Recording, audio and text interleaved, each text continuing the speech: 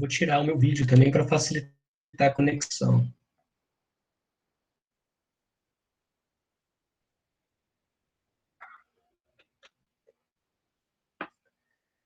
Certinho, pessoal. Bom, então, pessoal, boa noite. Vamos dar início à aula de número 8, né? Passa muito rápido, né? Passa muito rápido. Já é a aula de número 8. A gente está falando sobre transcrição. E esse, pessoal, é um assunto dos que a gente trata na biologia molecular como vamos dizer que é talvez o segundo tema mais importante, considerando as análises que a gente faz aí no melhoramento. Porque, em geral, o que nós temos feito para subsidiar o melhoramento de plantas é a utilização de informações genômicas. Então, as informações em nível de DNA, elas acabam ainda sendo uma primeira opção de triagem. E aí, depois que você descobre quais são os genes que estão presentes em determinado genótipo, você vai querer saber agora o que esses genes transcrevem. E depois que você conhece esses genes, que são genes marcadores, aí você pode fazer estudos de análise de expressão gênica, onde você pode observar diferentes genótipos com diferentes respostas a estresses bióticos e abióticos e verificar se, de fato, aquela combinação genética é responsável pela característica do seu interesse, uma característica uma característica agronômica que acaba sendo uma característica que você busca, que você procura. Quanto mais você entender do genoma, mais vai te demandar a compreensão da parte do transcriptoma, porque a presença de um gene não é a garantia de que ele será expresso. Esse gene pode passar a vida toda de um determinado organismo sem ser expresso. Isso pode acontecer. Tem o gene, mas ele não foi solicitado em nenhum momento. Então, o gene não é expresso ao longo do ciclo de vida daquela... É difícil pensar que isso aconteça, né? Mas não é impossível. Bom, então, dito isso, pessoal, eu vou apresentar para vocês aqui alguns slides e vou trazer para vocês uma expectativa que eu tenho dessa aula, e no final a gente vai repetir, tá? Bom, ao final dessa aula, gostaria que vocês compreendessem qual é a relação funcional existente entre DNA e RNA. Quais as diferenças estruturais e funcionais entre as diferentes formas de RNA? Quais características diferenciam a transcrição de um eucarioto para um procarioto? E ao contrário da aula passada, em que a gente ficou falando só de procarioto, na aula de hoje é fundamental que a gente fale de procarioto, mas que também faça comentários sobre os seres eucariotos. É importante também que a gente compreenda como as RNA polimerases reconhecem o sítio para sua associação e logo transcrição dos genes, o que é fita molde, o que é fita codificadora no processo de transcrição, quais as diferenças na iniciação da transcrição, tanto em procariotos quanto em eucariotos, quantas e quais são as formas de excisão de introns de um transcrito primário, que vantagens podem ser visualizadas em relação ao processamento do RNA mensageiro, em quais aspectos RNA transportadores e RNA ribossômicos são processados, e quais as consequências da estrutura de uma célula eucariota para a tradução.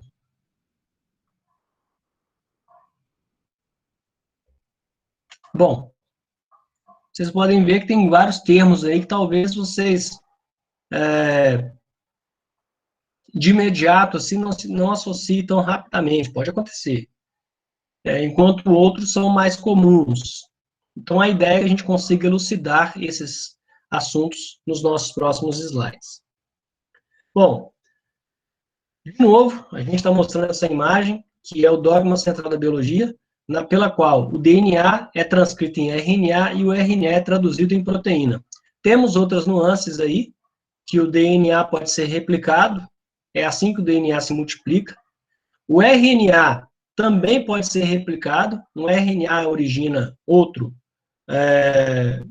de igual composição, e o RNA também pode ser reversamente transcrito. Isso aqui é a transcrição reversa. Você pega o RNA e transforma esse RNA em uma molécula de DNA. Isso também é possível. Em amarelo, então, nós temos aqui dois fenômenos que acontecem principalmente pelos vírus. Só fechar uma porta aqui, pessoal, rapidinho.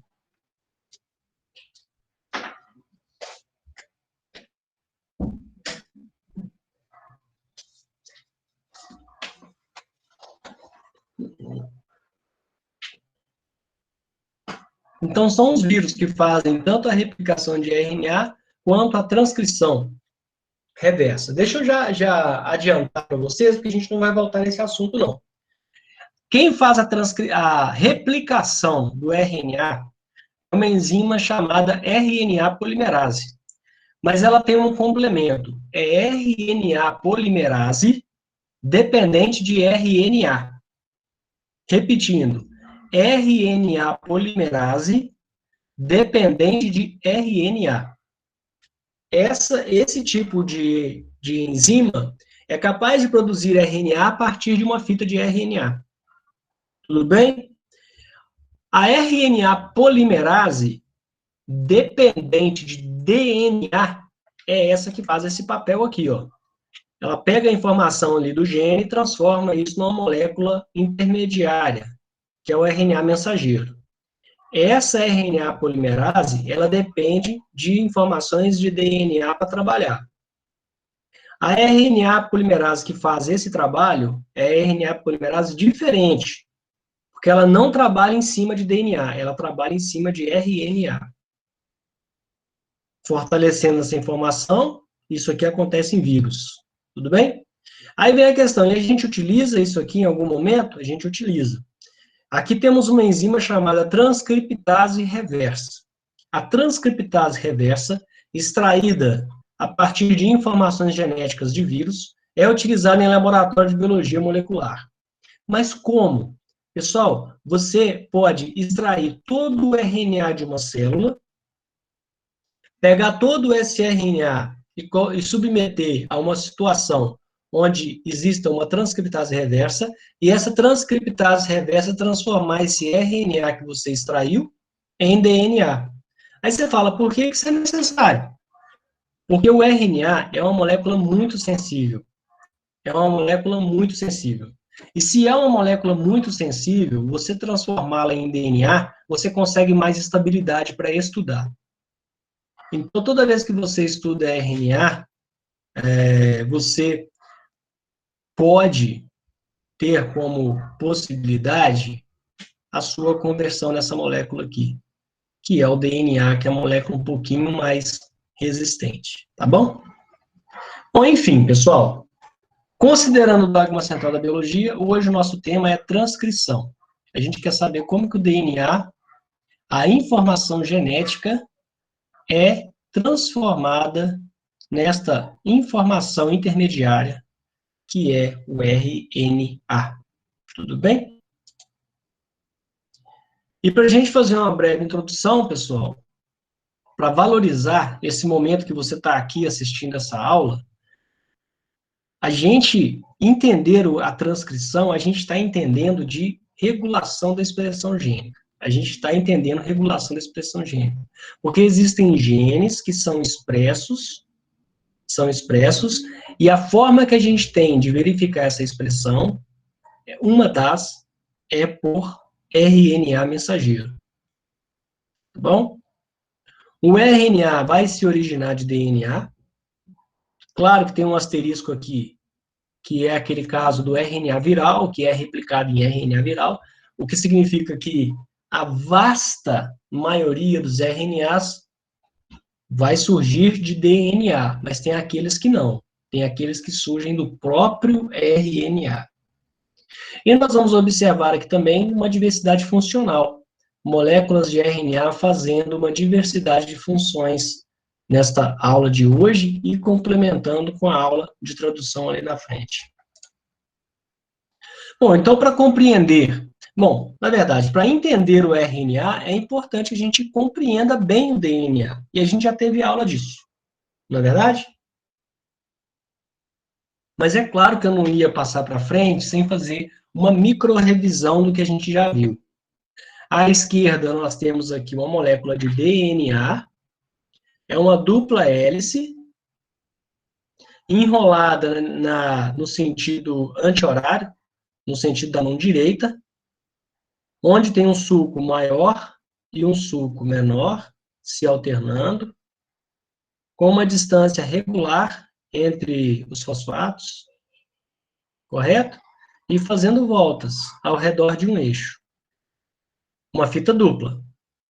Senão são duas fitas de DNA que vão juntar e formar uma dupla hélice. No caso do RNA, uma fita simples, vocês estão vendo aqui à direita, que é base nitrogenada, e isso aqui é fosfato. Bom, vamos comparar? O DNA tem como base ser fita dupla, enquanto que o RNA é fita simples. No DNA, a gente encontra um açúcar chamado desoxirribose. Não tem o oxigênio 2' OH ali, a hidroxila. Enquanto que o RNA tem a ribose, que tem aquela hidroxila no carbono 2'. O DNA tem uma das bases nitrogenadas chamada timina. Já o RNA tem uma base nitrogenada chamada uracila. O DNA adota as formas A, B, nos estados fisiológicos, ocasionalmente, experimentalmente, também tem o formato Z. Ele é um pouco mais complexo, que a gente já conversou, mas para os nossos princípios, a gente acabou passando por cima e não destacando tanto. Já o RNA adota uma diversidade de formas, com base nas interações intramoleculares e também entre RNA e proteína. Então, tem uma diversidade de formas. O DNA, pessoal, é sintetizado por uma enzima chamada DNA polimerase, enquanto que a RNA é sintetizada pela RNA polimerase. Quando um DNA é replicado, a replicação é completa. Uma molécula inteira, do início ao fim, né, é replicada. Enquanto que o RNA, partes do genoma são transcritas. Essa é a grande diferença quando a gente pensa em regulação da expressão gênica. Significa o quê? Significa, gente, que vai ter genoma, que vai ter lá genes relacionados com a resposta da planta a um determinado patógeno. Agora, se a planta passou o ciclo inteiro de vida dela sem ter contato com o patógeno, às vezes esse gene não é tão expresso. Então, na verdade, aqui nós temos a transcrição de partes do genoma, partes que são demandadas pelo meio ambiente no qual a planta está sobrevivendo. Aí você me pergunta, e o que acontece se a planta tiver um ambiente que ela precisa de um gene e esse gene não está presente? Por meio de melhoramento genético, eu selecionei lá um genótipo que não inclui os genes que são importantes. Aí vem aquela questão, pessoal, de adaptabilidade e estabilidade. Porque tem alguns genótipos que vão ter uma capacidade de adaptação àquele ambiente com base no genoma que tem. Daí o nosso trabalho, daí a importância da gente dedicar o tempo para o melhoramento genético. A gente se preocupa com isso. A gente quer que os genótipos respondam bem. E para eles responderem bem ao ambiente ao qual eles estão submetidos, é importante que as combinações genéticas adequadas estejam ali. Tá bom? A gente falou sobre replicação, né? E hoje a gente vai falar sobre transcrição. Vamos comparar aqui também, que eu acho que é legal a gente comparar isso. Tá? Bom, a replicação, uma coisa que é fundamental na replicação é a necessidade de um primer. Tanto é que tem a DNA primase, que o tempo todo fica produzindo primer. Vocês lembram? Primer, primer, primer, primer. Na fita descontínua, de 1000 em 1000 nucleotídeos tem um primer, que depois vai ter que ser removido pela RNase H e preenchido a lacuna pela DNA polimerase 1, né? E a DNA ligase. Agora, na transcrição não precisa. A transcrição não requer primer. A replicação acontece uma vez a cada ciclo celular. Ou seja, a replicação só acontece quando a célula está se reproduzindo. Já a transcrição, não. A transcrição acontece enquanto a célula estiver viva, está acontecendo transcrição. A célula só vai parar de transcrever se em algum momento ela perder a sua viabilidade. Fora isso, transcrição. Até quando a célula está definhando, prestes a realizar a apoptose, ela está transcrevendo. A replicação é um evento muito preciso, porque a replicação, se errar na replicação, já era. Já no caso da transcrição, a precisão não é tão rigorosa. Porque se o RNA for mal transcrito, não tem problema, esse RNA é degradado e vida que segue. Aí na próxima rodada, claro, vai ter que ter o RNA transcrito de forma certa. Mas tem essa diferença também. Bom, como eu disse para vocês, a replicação tem a regulação uma vez por ciclo, quando a célula acumula condições necessárias ou condições suficientes para replicação, para se reproduzir. Ela vai dar o start, né? E fora isso, acabou. Não replica. Já a transcrição, não. A transcrição tem N regulações. Tem regulação positiva e negativa só para começar a conversa, tá? Aí tem regulação em função do estágio de vida do organismo, tem regulação em função do estresse que a célula está passando naquele momento, ok?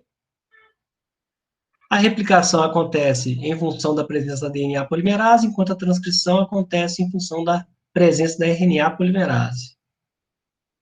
A replicação acontece igualmente em toda célula, enquanto que, e aqui mais uma vez eu vou destacar o nosso trabalho no melhoramento de plantas.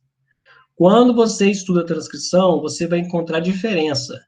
Você vai encontrar diferença espacial, ou seja, tem genes que são transcritos na vagem, na semente, enquanto tem genes diferentes que vão estar sendo expressos na raiz. Provavelmente, características relacionadas com estresse, com a tolerância ao estresse hídrico, você vai encontrar, talvez, alguns genes que sejam expressos só em nível de raiz, enquanto outros genes vão ser expressos mais em nível foliar, na folha. Você só vai encontrar aquele gene na folha. Apesar de raiz e folha terem o mesmo genoma, raiz e folha não têm o mesmo transcriptoma. O que vai ser transcrito lá não vai ser repetido acolá. Tá bom? Então, aqui eu estou falando para vocês diferença espacial. E nós temos também diferença temporal. Ou seja, o genoma é o mesmo a vida inteira do organismo, salvo os casos em que acontecem mutações. Então, o mesmo genoma, na fase inicial da vida, é um grupo que é transcrito. Mas, à medida que a planta amadurece, outros genes serão expressos. E agora nós estamos falando de diferença temporal. E, por fim, nós temos ainda a diferença proporcional. Às vezes você vai ter o mesmo genoma em ambientes diferentes, expressando o mesmo gene. Pode ser que, proporcionalmente, o gene A esteja mais expresso na planta 1 do que na planta 2. Então, nós temos várias diferenças. Se você fizer uma pesquisa na internet, assim, ó, expressão gênica diferencial entre organismos submetidos ao estresse salino, você vai encontrar exatamente esse tipo de situação. Tá bom? Bom, então a gente fez uma introdução até bem longuinha, né? E agora a gente já vai começar a passar para vocês as propriedades da transcrição, que é o que interessa de verdade na aula de hoje. Não que os outros temas não interessem, mas esses aqui são a parte técnica da coisa mesmo. Mas a gente já se preparou. Eu acredito que com as minhas falas iniciais eu tenha mostrado para vocês a importância desse assunto. Agora é hora da gente saber como que ele acontece, tá bom? Então nós vamos falar de transcrição. A transcrição pode ser definida como síntese de RNA dependente de DNA. Então, há uma informação genética que vai ser transcrita em RNA. Isso é transcrição. Propriedades gerais. O mecanismo químico fundamental da transcrição é o seguinte: há um grupo hidroxila, 3' igual na replicação, que age como um grupo nucleofílico. Ele ataca o fosfato alfa do ribonucleotídeo trifosfatado que está chegando. Então, igualzinho acontece lá com o DNA, você tem uma base nitrogenada ligada por um açúcar, no caso uma ribose, e a ribose ligada a 1, 2, 3 fosfatos. Então, vai chegar um ribonucleotídeo trifosfatado. Então, a extremidade OH3' da fita que está crescendo faz um ataque nucleofílico e joga 2 fosfatos fora e se liga no primeiro. E aí, pronto, a molécula cresceu um nucleotídeo a mais, liberando 2 fosfatos. Polaridade, mesma coisa do DNA. A direção é 5' para 3'. Porque sempre vai ser a extremidade 3' que vai fazer o ataque nucleofílico e vai se ligar no próximo, deixando a 3' livre para fazer o próximo ataque nucleofílico, liberando o próximo, e assim sucessivamente a fita vai crescendo grão por grão. Bom? Há 4 ribonucleotídeos, igualzinho o DNA, que há 4 desoxirribonucleotídeos. Ribonucleotídeos aqui, gente, é porque aqui, ó, não é desoxi, tá vendo? Ele tem a hidroxila. Se não tivesse essa hidroxila que vocês estão vendo aqui, aí seria um desoxirribonucleotídeo, mas ele, no caso, tem. Então, é ribonucleotídeo. Estou mostrando para vocês aqui a adenina ligada com o açúcar, que está ligada com o fosfato. Esse fosfato, quando ele chega na molécula, não chega só um, ele chega ligado a um aqui e outro aqui. Chegam 3 fosfatos aqui. Só que quando ele vai fazer parte da fita, 2 fosfatos aqui são eliminados e um entra na cadeia. Aqui a adenosina, aqui a guanosina, a guanina aqui, ó. Isso aqui é a base nitrogenada guanina. Essa aqui é a base nitrogenada adenina. Aqui é a uridina, porque aqui é uma uracila. E aqui é a citidina, porque isso aqui é uma citosina. Citosina, uracila, guanina e adenina. Qual que é a diferença do DNA aqui? Alguém me responde?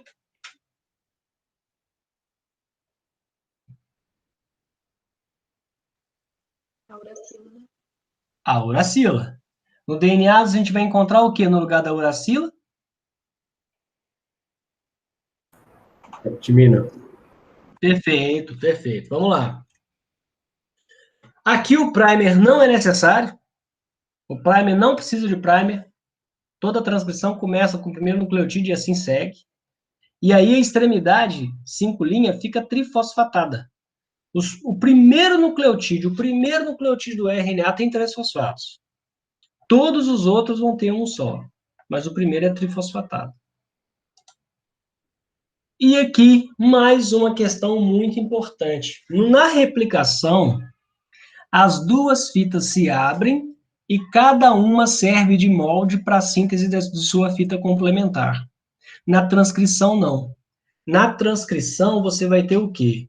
Você vai ter uma fita chamada fita molde.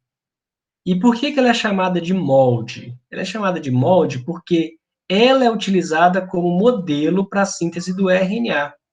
Vamos parear aqui, ó. Guanina pareia com citosina.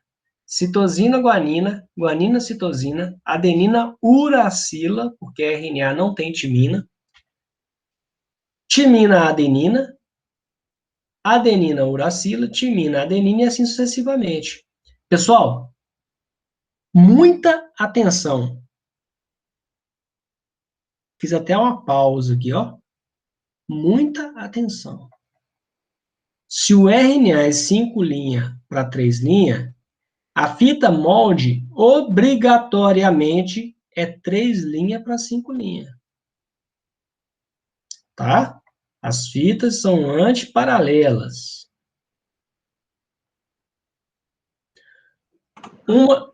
Qualquer uma das fitas serve de molde, professor? Ou ele tem alguma preferência por alguma delas? Ótima pergunta, ótima pergunta. Quando o gene é colocado, e aqui seria até interessante eu mostrar para você aqui. Eu estou aparecendo? Vocês estão me vendo no cantinho da tela? Sim. Perfeito. O DNA é assim, ó.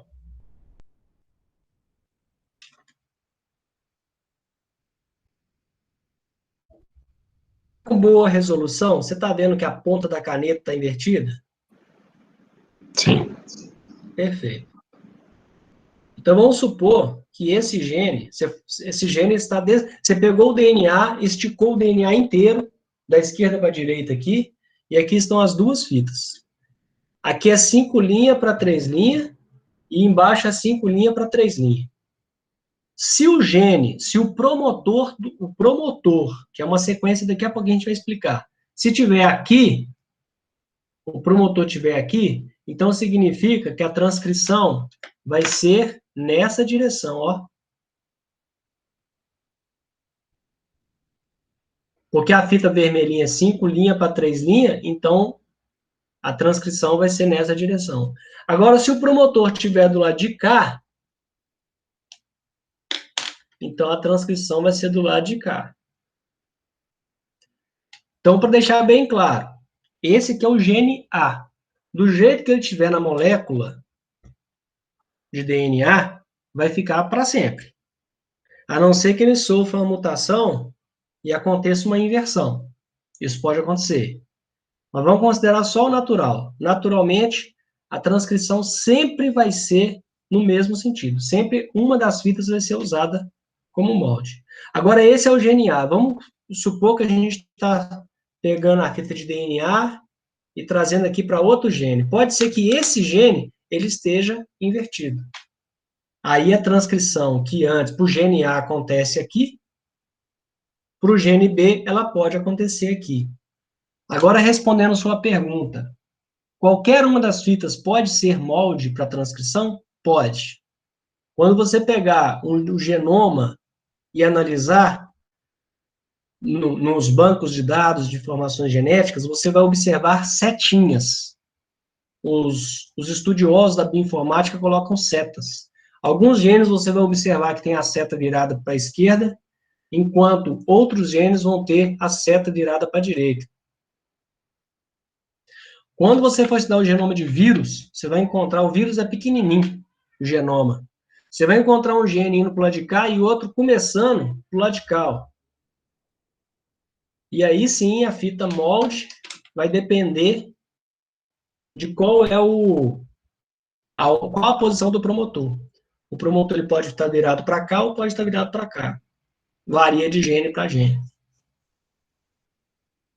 Mas considerando o gene A, vamos falar só do gene A. Só considerando o gene A, o que nós temos? Nós temos aqui a fita molde, que está no sentido inverso do RNA sempre.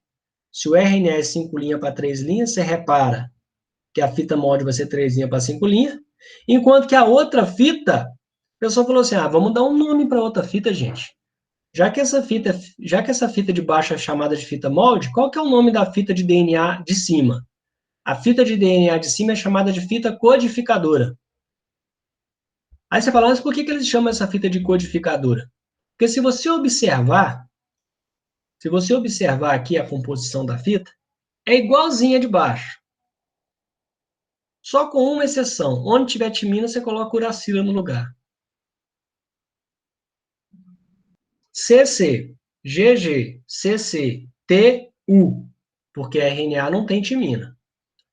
Repara o resto. AA, TU, AA, GG, CC, GG.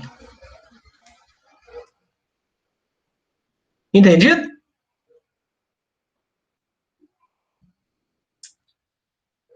Portanto, a fita que serve de molde é chamada de fita molde, a outra fita é chamada de fita codificadora.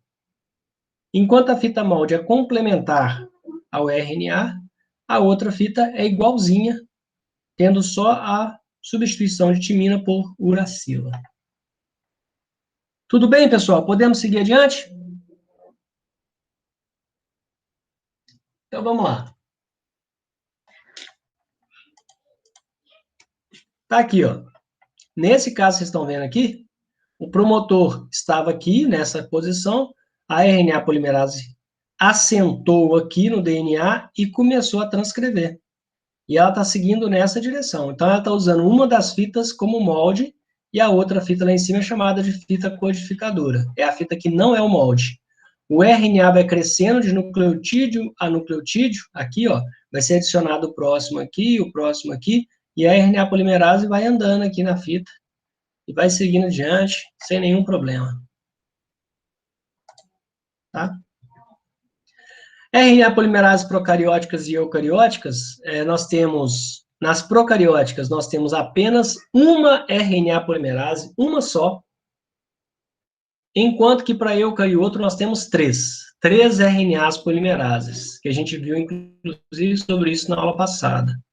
Nós temos a RNA polimerase 1, a RNA polimerase 2 e a RNA polimerase 3, tá bom? Em procariotos, nós temos apenas uma RNA polimerase compostas por essas subunidades que vocês estão vendo aqui. Beta-linha, beta, alfa, alfa e ômega aqui. Tá aqui, ó, uma RNA polimerase de bactéria. Tem duas unidades aqui chamadas alfa, que tem a função de ir abrindo a fita na medida que vai caminhando. Beta-linha, ômega, que faz parte do arcabouço da RNA polimerase, que tem a função de ir colocando ali os nucleotídeos. E aqui, pessoal, tem uma subunidade aqui que se separa mais tarde. Parece até um dirigível, não parece? Aquele balão dirigível. Essa parte aqui é chamada de fator sigma. O fator sigma é responsável por reconhecer o local onde a RNA polimerase vai começar a transcrever. É esse fator que reconhece o sítio de origem. Porque, como eu disse para vocês, o DNA não é o DNA inteiro que vai ser transcrito, mas apenas partes dele, tá? Apenas partes. E essas partes serão transcritas, vão depender do reconhecimento do fator sigma. Tá bom? Então, nós temos ali classes de promotores, ainda não falei o que é promotor, vou falar já já. Classes de promotores distintos vão chamar a atenção de RNA polimerases com distintos fatores sigma. Classes de promotores distintos vão demandar diferentes fatores sigma para a RNA polimerase chegar. E aí, esse fator sigma, então, é responsável pela expressão de conjuntos de genes que ditam mudança na fisiologia da célula. A célula, por exemplo, sofreu um choque térmico. Então, vai ter um fator sigma aqui que vai proteger, ajudando a RNA polimerase a transcrever os genes certos. Tá bom? Uma outra observação é que a RNA polimerase possui uma alta processividade, ou seja, depois que a RNA polimerase se ligou naquele ponto e começou a transcrever, ela escapou do promotor aí da região promotora, pronto, ela vai até o final do gene. E eu vou mostrar para vocês como isso funciona já já. No próximo slide, nós temos o modelo da RNA polimerase. Essa estrutura que vocês estão vendo aqui. Reparem vocês que nós temos setas, nós temos alfa-hélices. Isso é uma proteína. Isso é uma proteína. Essa é a estrutura terciária da proteína, né? Na verdade, essa é a estrutura quaternária, né? São diferentes subunidades que fazem parte aqui da molécula, vou chamar assim, da macromolécula enzimática, né? São várias proteínas aqui. Tá bom? Isso aqui de procarioto. Agora, olhando a RNA polimerase 2 de uma levedura, que já é um ser eucarioto, você repara que tem um formato que lembra, né? Lembra bem, tá vendo? Esse pontinho vermelho aqui é o magnésio, que ajuda na síntese do RNA. E aqui essa figura só para ilustrar que o pessoal costuma falar que a RNA polimerase tem o formato de uma quela de um caranguejo.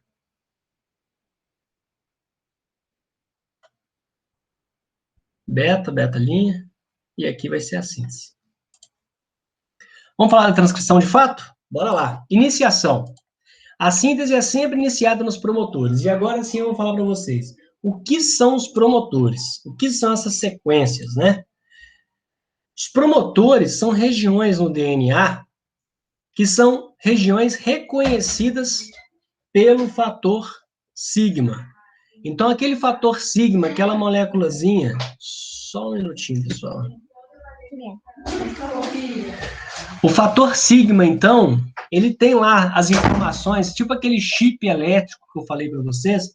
Então, o fator sigma chega e encaixa aqui, ó, exatamente nessa região. Aí você pode falar assim, por que o fator sigma, então, não encaixa um pouco acima ou um pouco abaixo? Porque não tem essas regiões aqui, ó. Portanto, o reconhecimento do sítio de início da transcrição é reconhecido pelo fator sigma e é uma sequência de DNA. Dá uma olhadinha em azul aqui, no final da figura. Aqui é o início do RNA. É chamado esse ponto aqui de ponto mais um. Por que mais um? Porque aqui vai ser adicionado o primeiro ribonucleotídeo do RNA que vai surgir. Então, é chamado de mais um. Se é mais um, o próximo vai ser mais dois, o próximo mais três e assim sucessivamente. Então, antes do mais um, não vem o zero, vem o menos um. Menos um, menos dois, menos três, menos quatro, menos cinco. Depois dos pesquisadores estudarem vários sítios promotores, o que eles descobriram? Eles descobriram que todos os promotores têm sequências que se repetem. Acontecem várias vezes, do mesmo jeito. Essas regiões são chamadas de regiões consenso. E são duas. Nós temos a região menos 10, que começa no menos 10 aqui. E nós temos a região menos 35, que começa aqui, ó. Ou seja, 35 nucleotídeos antes de começar a transcrição. Então, a RNA polimerase vem e se senta aqui, ó. A RNA polimerase se senta aqui, vai abrir aqui uma bolha no DNA e vai começar a transcrever a fita molde. Sempre complementar. Onde tiver G, vai colocar C. Onde tiver C, vai colocar G. Onde tiver T, vai colocar A. Onde tiver A, vai colocar U. E assim sucessivamente, a fita de RNA vai crescer a partir desse ponto. Tá bom? A eficiência com que a RNA polimerase senta nesse local aqui e começa a transcrever corresponde à eficiência da ligação da RNA polimerase e promotor. Então, por exemplo, por que a RNA polimerase chega aqui? Porque a sequência é exatamente TA, TA, AT. TA, TA, AT. Na região menos 10. E na região menos 35, é TT, GACA. A gente fala TT-GACA e TATA-AT. TT-GACA, TATA-AT. Essa é a sequência de maior consenso. De maior consenso. Alterações podem acontecer? Podem. Aqui, por exemplo, embaixo você vê o GT, GT, CA. Tá vendo que teve alterações aqui? Isso reduz a eficiência com que a RNA polimerase senta aqui. Automaticamente é plausível admitir que esse gene não seja tão importante. Ele pode precisar em doses menores. Então, essas mutações aqui são toleradas.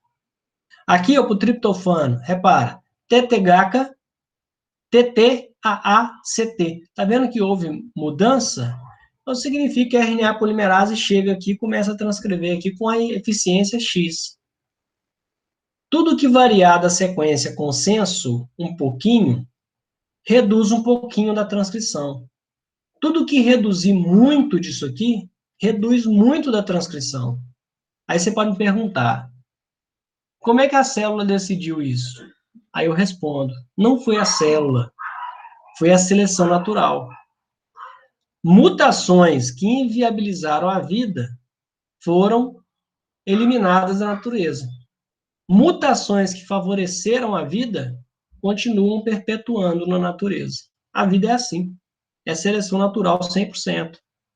O tempo todo a seleção natural está acontecendo. O tempo todo. Se um vírus novo surge, como surgiu esse daí, você pode ter certeza. A gente tem muito recurso. A gente que tem muito recurso médico.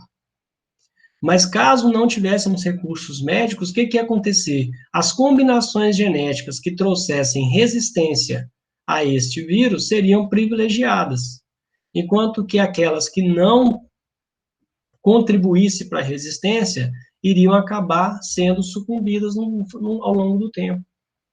Portanto, todo genótipo que você observa na natureza está plenamente adaptado ao ambiente. Ah, mas e se acontecer um vírus novo, igual aconteceu com a gente no reino, sei lá, das abelhas? Você pode ter certeza que vai comprometer grande parte da população, mas vai ter aquela parte que vai ser resistente, e essa parte vai se reproduzir. E a nova geração já vai vir um pouco mais bem preparada. Não é que a abelha se transformou é que havia na população combinações genéticas que favoreceram a reprodução daqueles indivíduos. Eles deixando mais indivíduos na população, automaticamente a frequência alélica sobe daquele gene de resistência. A vida é assim, tá bom? Sequências, consenso, espaçamento e distâncias do sítio de início de transcrição. Tudo isso contribui para a eficiência da ligação. Tudo que atrapalhar aqui, ó, ou vai ser tolerado na natureza, ou vai ser eliminado, tá? Portanto, pessoal, mais tarde eu vou explicar para vocês, né, na semana que vem, que existem inibidores e ativadores da transcrição. Na ausência deles, a regulação da transcrição ela é feita exatamente dessa forma que eu acabei de dizer para vocês. Tá bom? Características dos promotores, pessoal. Vou mostrar para vocês aqui. Ó. Existe uma sequência consenso, TTGACA e TATAAT. Existe. Só que variações desse tema acontecem. Essas variações vão ser bem ou mal ajustadas. Vai depender do gene, vai depender da situação da espécie. Não significa, então, que todo o primeiro nucleotídeo aqui do menos 35 vai ser T? Exatamente. Em 70% das vezes vai ser T nessa posição. Em torno aqui de 10% vai ser C, vai ser G, vai ser C, vai ser A. Então, existem variações. Estudos com várias bactérias, de vários promotores, acabou fazendo esse balanço aqui da frequência desses nucleotídeos nos promotores. Tá bom? Portanto, a força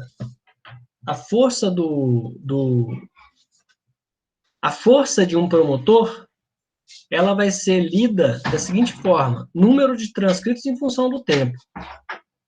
É mais transcritos por tempo, então é um promotor forte. É menos transcritos por tempo, então é um promotor fraco. Tá bom? Qualidade da ligação inicial, eficiência da isomerização, esse é um assunto que a gente vai ver mais tarde, e rapidez do escape. Todos esses aqui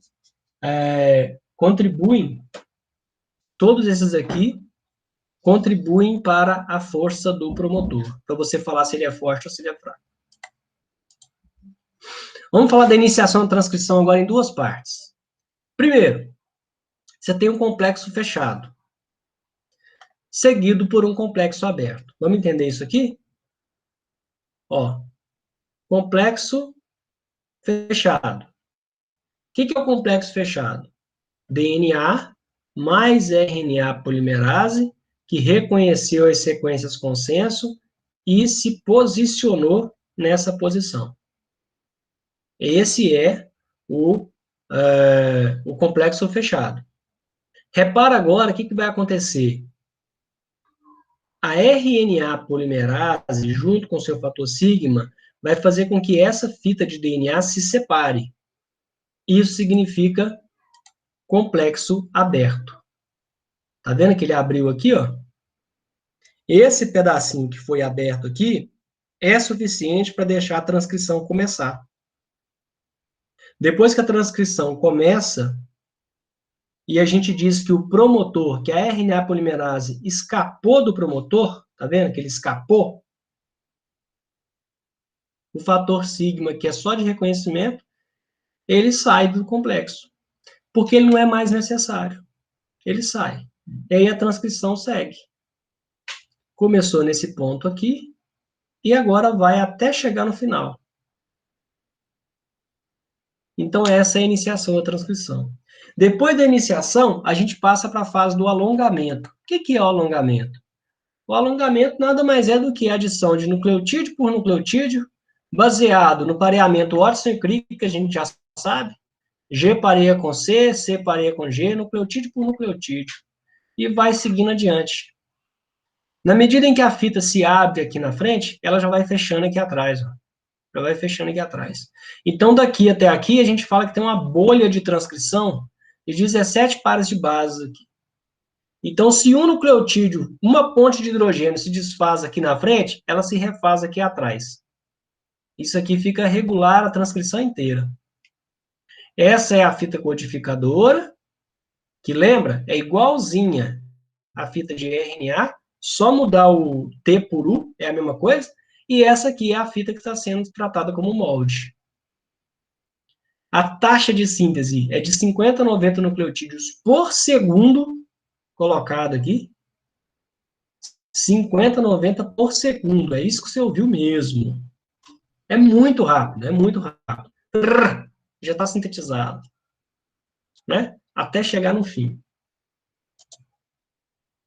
E ainda tem função de revisão. Pequena, mas tem. Tá? Pode ser que o nucleotídeo que foi colocado aqui ele seja rapidamente eliminado se não for o nucleotídeo correto. Isso aqui pode acontecer. Tá bom?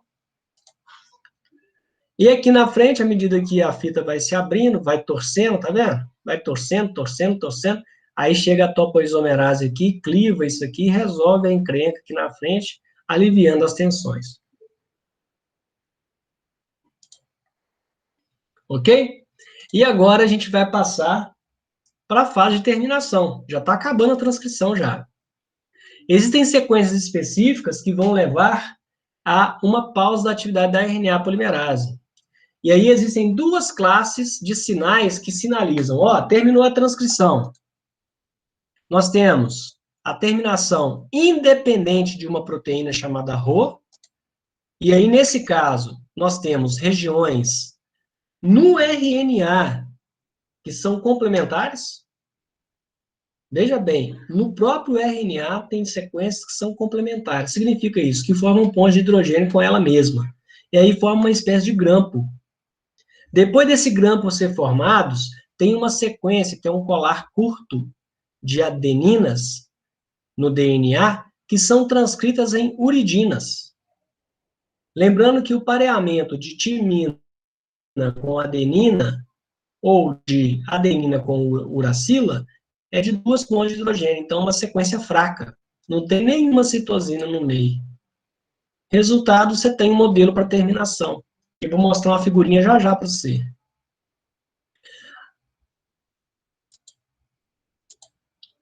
Aí, ó, seria isso.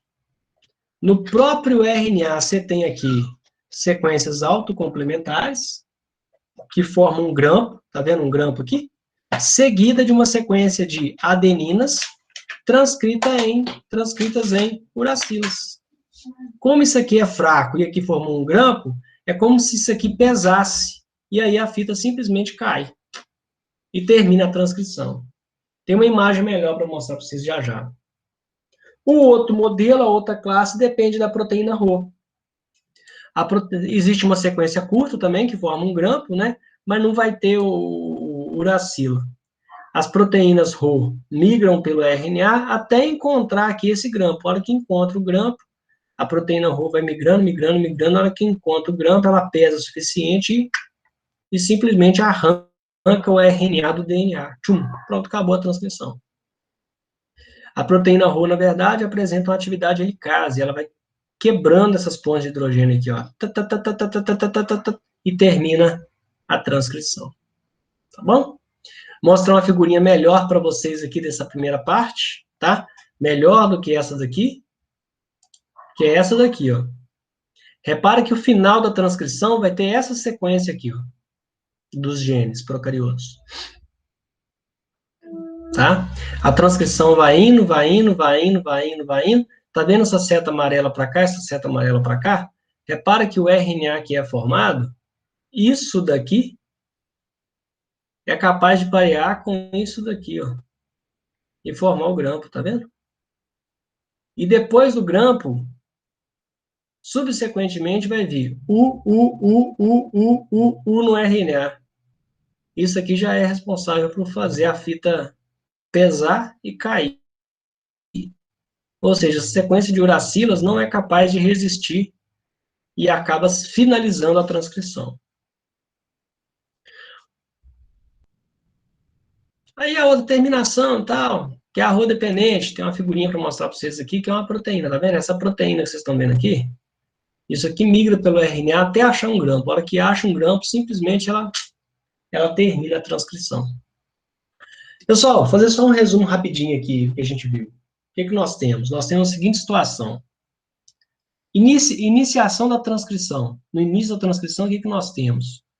No início da transcrição, nós temos sequências promotoras, onde a RNA polimerase reconhece e começa a transcrever. Alongamento. O pareamento Watson e Crick é respeitado. O pareamento Watson e Crick é respeitado. G pareia com C, C pareia com G, A pareia com U e T pareia com A. E na terminação, existem sequências no próprio RNA que são autocomplementares. Vai formar um grampo e esse grampo vai indicar que ali termina a transcrição. Portanto, toda transcrição em procarioto começa no promotor e termina no grampo.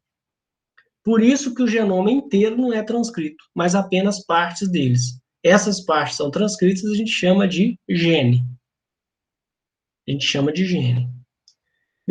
Antes de eu começar aqui a falar brevemente sobre a transcrição em eucariotos, deixa eu fazer só uma pequena pausa e perguntar para vocês. Pessoal, e aí? Alguma dúvida, alguma pergunta? Professor, a RNA polimerase, ela é uma proteína, certo? Certo. Quem que produz ela? Um gene. Um gene. Tá, mas para produzir a primeira, necessitaria de uma RNA polimerase em algum momento. Entendi. É como se fosse o mesmo dilema do ovo da galinha. É. Exatamente. Perfeito. A célula, uma vez que a RNA polimerase existiu, a primeira existiu, e essa primeira, ela aconteceu por síntese, mas isso há muitos e muitos milhões de anos, bilhões de anos atrás, quando ela surgiu, ela nunca mais deixou de existir, porque a vida passou a depender dela. Então, toda a primeira célula já tem um pool de RNA polimerases que vem da mãe, da célula mãe. Entendeu? Entendi. Não é só isso, não. Tem várias outras coisas que vêm de herança da mãe. Depois a coisa continua rodando sozinha. Professor, eu não Pois entendi. Eu não entendi direito essa terminação dependente da proteína. Ah, tá. É o seguinte, ó. Eu vou até usar a mesma figura, tá? Imagina que aqui, esse RNA está crescendo, nucleotídeo por nucleotídeo. Tá vendo? Ele está crescendo. Você só vai ignorar esses usos aqui. Finge que eles não existem, tá? Esses usos não existem. O próprio RNA, ele é capaz de formar um grampo. Tá vendo? Imagina que tem um grampo. E aqui não é U. Não é U. No RNA, que tem esse grampo aqui que você viu e que não tem U, ele não vai terminar sozinho. Ele vai depender da proteína Rho. O que a proteína Rho faz? Aquele formato dela, que é esse aqui, o RNA passa bem aqui no meio. Essa proteína tem a capacidade de escanear o RNA do início até o fim. Enquanto ele for fita simples, essa proteína Rho não faz nada. Agora, no momento em que formar ali um grampo, tem uma regiãozinha de fita dupla, a Rho entende que ali ela tem que começar a trabalhar como helicase. Então, ela vai lá e começa a clivar as ligações de hidrogênio, começa a clivar as ligações de hidrogênio que estão aqui, ó, e aí simplesmente desprende o RNA do DNA. E aí a Rho sai aqui na frente, aqui, ó, livre da sua função, pronta para fazer de novo em outra fita. Ah, tá, beleza, agora entendi. Obrigada. Nada. Então, pessoal, só aproveitando esse gancho dessa pergunta, vocês viram que existem dois tipos de terminação em procarioto. Um que depende de um grampo seguido de uracilas, e o outro que depende de um grampo interrompido aqui por uma proteína chamada Rho, que vem, não vai ter uracilas, mas vai ter uma proteína Rho que vai fazer essa clivagem aqui para acabar com a transcrição. Bom, pessoal, uma vez que a gente falou da transcrição de procarioto, o eucarioto é muito mais complexo, com certeza é muito mais complexo, mas eu não posso deixar de falar para vocês, porque a gente trabalha com seres eucariotos. Então não tem como. Só um minutinho, pessoal.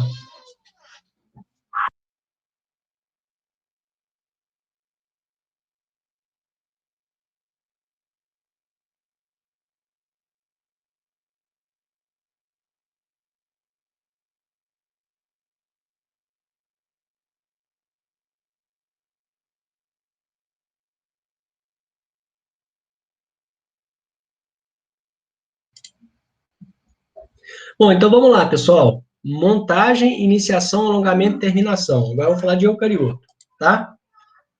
Bom, para começar, aqui em cima você tem o desenho de genes procariotos, enquanto aqui embaixo você tem o desenho de gene eucarioto. De cara você fala, nossa senhora, eucarioto é muito mais complexo.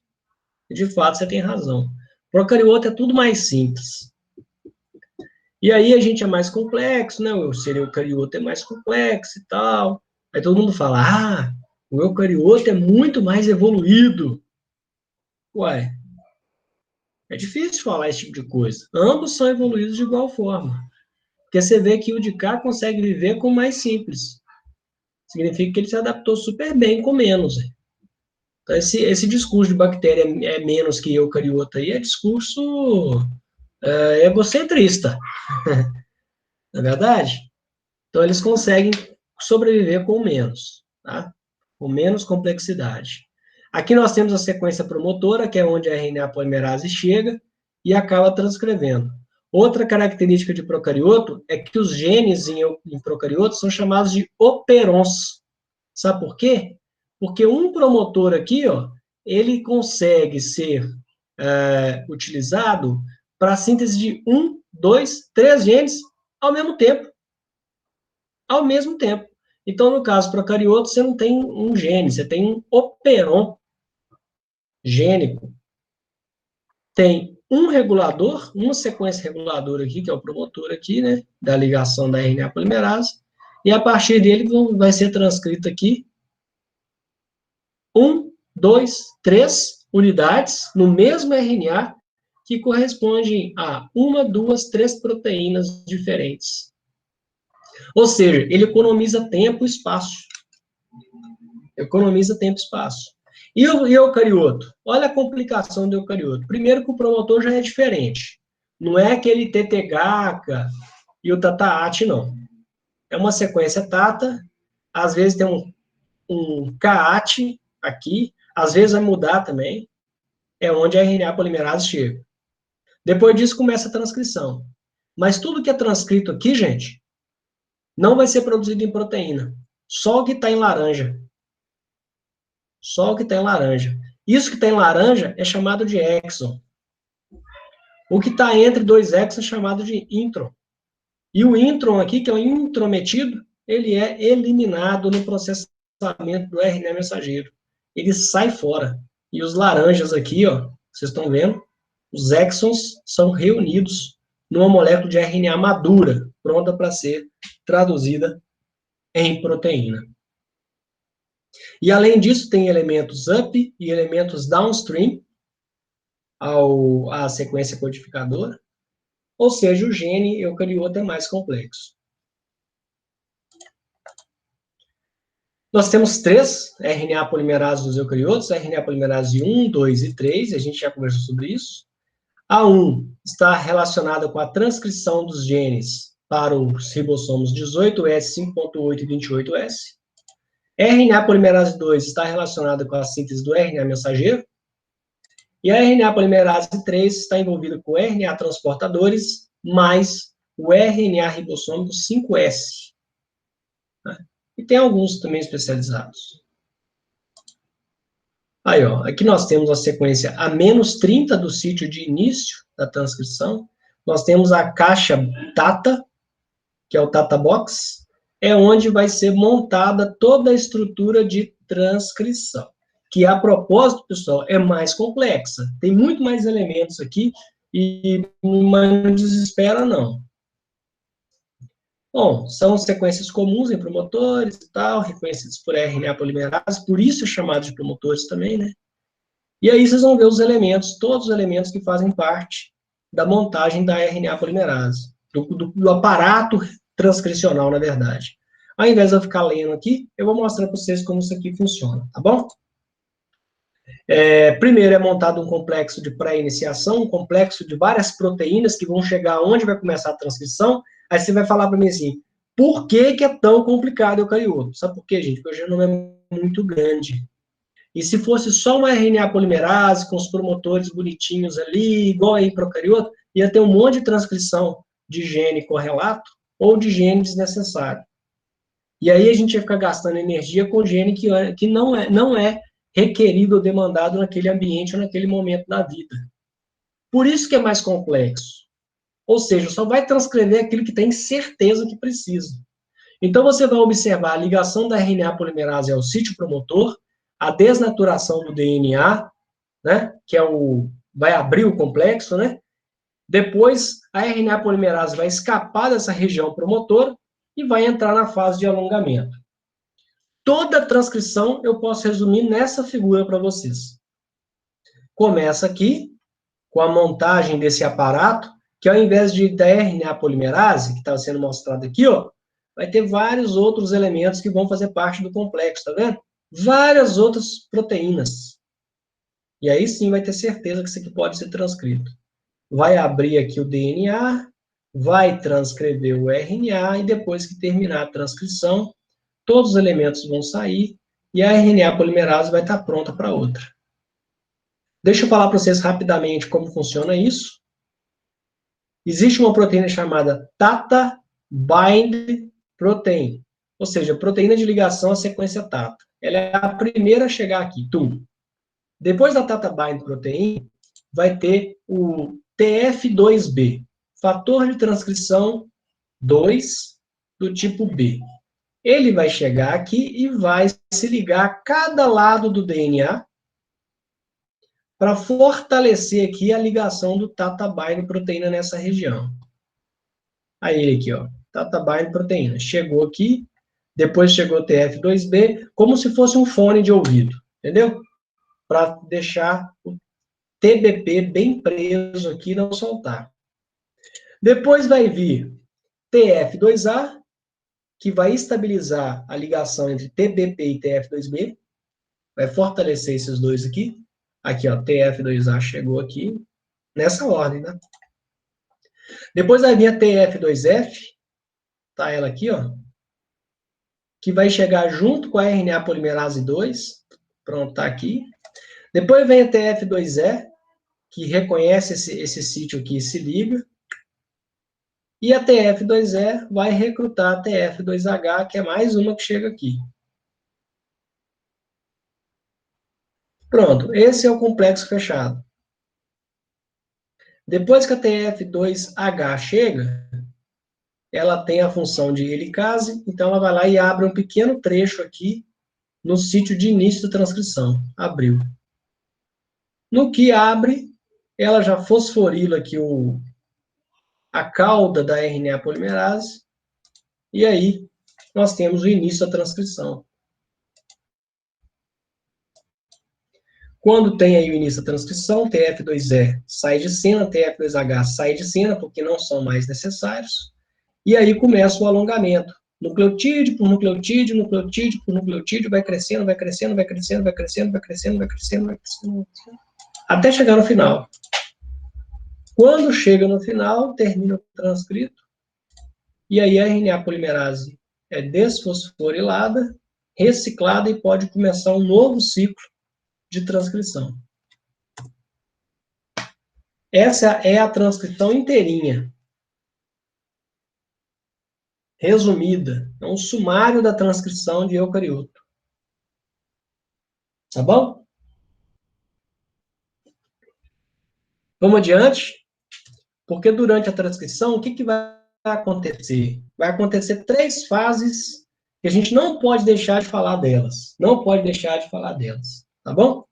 Essa aqui é a RNA polimerase. Esse tubo aqui que vocês estão vendo serve só para demonstrar aqui o que seria o DNA. O RNA está crescendo aqui em verdinho, tá vendo? Aqui tem uma cauda da RNA polimerase que vai ficar servindo de suporte para as enzimas que vão chegando aqui, ó. Elas chegam aqui, estacionam, aí quando aparece a informação necessária de RNA aqui, as enzimas pulam para o RNA. Aí a hora que pula para o RNA vai fazer algum processamento do RNA, porque o RNA de eucarioto, diferente do procarioto, ele precisa ser processado. Tá bom? E a gente sabe quais são as modificações que o RNA mensageiro sofre. Adição do capacete 5' remoção dos introns e adição da cauda poli-A. Isso tudo depende dessa interação aqui que eu vou mostrar para vocês agora, tá?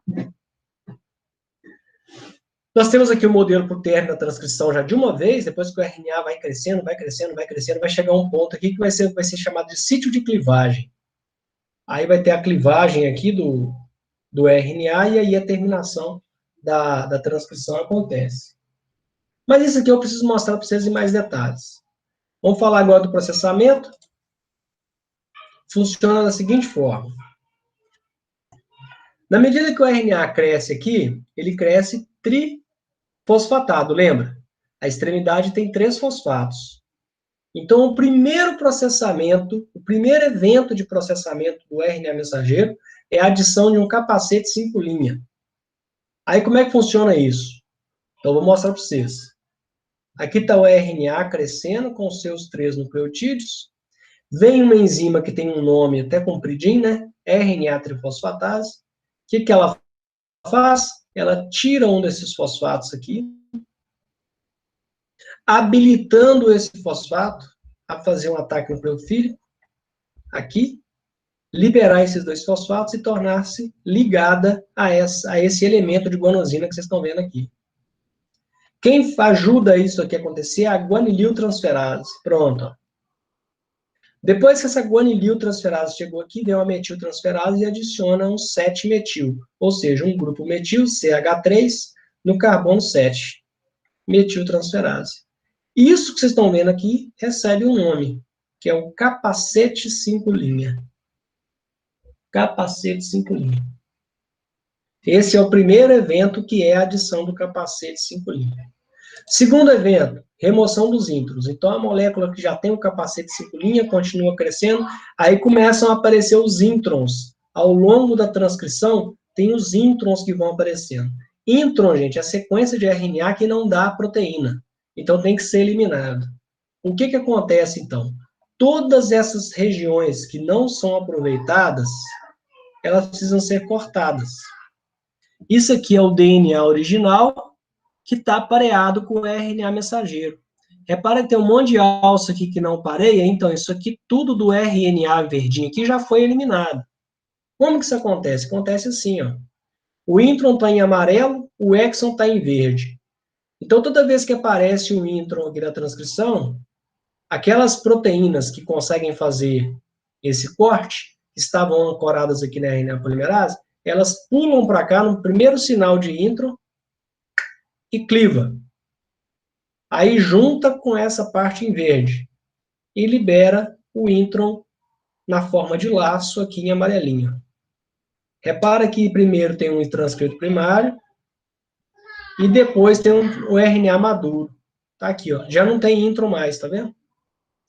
Quando chega no final, tem o capacete 5', não tem os introns, e só falta o terceiro evento para falar para vocês, que é a cauda poli-A. Mas antes de eu falar da cauda poli-A, deixa eu só dar um destaque para vocês, que existe o que a gente chama de splicing alternativo. O que é o splicing alternativo? É que, às vezes, gente, nem todos os introns serão eliminados, alguns podem ficar. Enquanto outras vezes pode ter uma combinação de um pedacinho de intron com exon. Isso é chamado de splicing alternativo. E surgiu na evolução de forma que o mesmo produto gênico, o mesmo transcrito primário, pode dar origem a diferentes combinações de exons e introns, formando mais tarde diferentes proteínas. Ou seja, uma economia de espaço e de tempo aqui. O nome disso é splicing alternativo. E existem 5 modos que estão descritos aqui. No modo normal, os 2 introns são eliminados. No modo alternativo 1, um dos exons aqui acaba sendo eliminado junto com os introns. Em outro caso, você repara que o exon foi levemente estendido pelo pedacinho do intron. Aqui você repara que apenas um dos introns foi removido, o outro continuou. E aqui você vai ter uma combinação dos dois. Eliminação de um intron, eliminação dos 2 introns junto com o exon, e vai ter aqui possibilidades. Ou seja, o mesmo gene pode ser expresso em diferentes células com diferentes combinações de exons. Não acontece para todos não, tá, gente? E o terceiro e último evento, pessoal, é a adição da cauda poliar. Existe uma região no próprio RNA que é chamado de sítio de clivagem e de poliadenilação. Então, a proteína que estava aqui esperando o momento certo, que são fatores de clivagem, eles vão pular para cá, vão reconhecer, né, no RNA a região certinha, eles pulam para cá, fazem o contato, clivam. A partir desse momento que eles clivaram, vai ser adicionada aqui uma cauda poliar. Um monte de adenina. Adenina, adenina, adenina, adenina, adenina. Desse jeito aqui, ó. Primeiro tem a clivagem, clivou, jogou fora. Tá vendo? E depois essa sequência aqui é poliadenilada. Tem várias adeninas que são adicionadas aqui. Tem uma enzima especial que chama poliadenilado polimerase que vai adicionando as adeninas. E aí sim, por fim, você tem aqui um RNA mensageiro maduro. O que nós temos nesse RNA mensageiro maduro? Nós temos um capacete 5' que é a 7-metilguanosina, nós temos introns que foram removidos, e nós temos uma cauda poliar adicionada. Prontinho. Para a alegria dos senhores e das senhoras, terminamos a nossa aula de hoje. Só vou ler aqui as expectativas que a gente teve no início da aula. Por favor, dê uma avaliada nas frases que estão sendo expostas, e daí vocês me digam aí se tem alguma dúvida, alguma coisinha que vocês gostariam de mais algum breve comentário sobre o assunto. Bom, espero que eu tenha deixado claro para vocês o quê? A relação funcional que existe entre o DNA e o RNA. E o que eu digo de relação funcional? É que o DNA traz informação em forma de genes, e esses genes são transcritos na forma de RNA. Nós entendemos que existem diferenças estruturais nas moléculas de RNA, assim como diferenças funcionais nas moléculas de RNA. Hoje, particularmente, nós falamos do RNA mensageiro com muito mais vigor, sendo que na aula passada a gente falou bastante sobre RNA ribossômico e deu uma pincelada em RNA transportador. Ainda falta. O que nós precisamos aqui completar esse assunto? Eu passei para vocês agora 3 peças de um quebra-cabeça. Eu passei para vocês o RNA mensageiro, o RNA transportador e o RNA ribossômico. Nas aulas da semana aqui, daqui 15 dias, 15 dias não, daqui uns 10 dias a gente vai estar na próxima, não nessa que vai entrar agora, na outra terça-feira, nós vamos falar de tradução. Aí vocês vão entender exatamente o RNA mensageiro interagindo com o RNA ribossômico, por sua vez interagindo com o RNA transportador. Nós observamos que existem várias características que diferenciam a transcrição de um ser eucarioto de um procarioto. Nós vimos como as RNAs polimerases reconhecem o sítio para sua associação pessoal. Isso aqui não pode deixar de bater o martelo. As RNAs polimerases reconhecem o sítio promotor.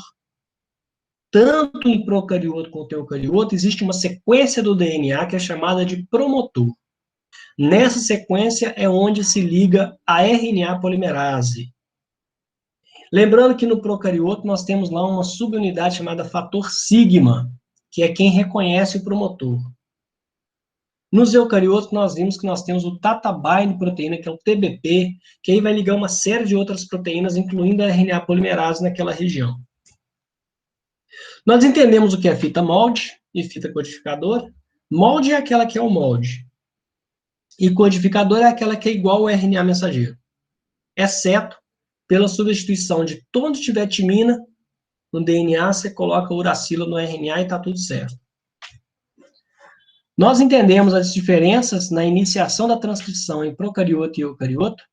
No caso do procarioto, tem lá a união da RNA polimerase junto com o fator sigma no promotor, enquanto no eucarioto tem uma ligação de um complexo de várias proteínas formando o aparato transcricional.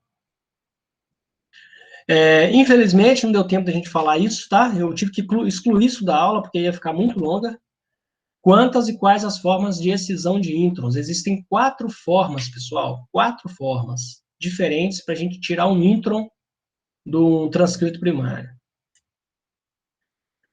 Bom, vantagens que podem ser visualizadas em relação ao processamento do RNA mensageiro, nós temos a adição no capacete 5' e a adição de uma cauda poliar, que ajudam a proteger as extremidades do RNA mensageiro. Tanto aquela 7-metilguanosina quanto a cauda poliar protegem o RNA mensageiro de degradação. E, além disso, os introns, sendo removidos, é mais uma forma de proteção também do RNA mensageiro. Não vimos isso, infelizmente, né? Os processamentos do RNA transportador e RNA ribossômico, mas eu tenho que lembrar para vocês que na aula passada a gente falou sobre isso. A gente viu que o RNA transportador tem vários pontos que são clivados e eliminados, assim como os RNAs ribossômicos. E essa é outra coisa que a gente não falou aqui, infelizmente, na aula de hoje, né? Mas é fácil eu ilustrar para vocês. A estrutura de uma célula eucariota, a presença de um núcleo e o citoplasma, o núcleo está separado do citoplasma, tem implicações. Porque no eucarioto, a transcrição acontece dentro do núcleo. O processamento do RNA mensageiro acontece dentro do núcleo. Depois que o RNA mensageiro está pronto, ele vai para o citoplasma e vai ser traduzido em proteína. No caso do eucarioto, no caso do procarioto, não. Não tem núcleo. Então, na hora que o RNA mensageiro está sendo produzido ainda, a tradução já pode começar. A tradução já começa imediatamente no procarioto. O procarioto não perde tempo. O ciclo de vida lá é curto. Lá é tudo acelerado, então eles não perdem tempo, não. Bom, e é isso aí, pessoal. Era isso que eu tinha para falar para vocês. Está aberto aqui, ó, temos um tempinho aí, pelo menos algumas perguntinhas aí dá para a gente responder.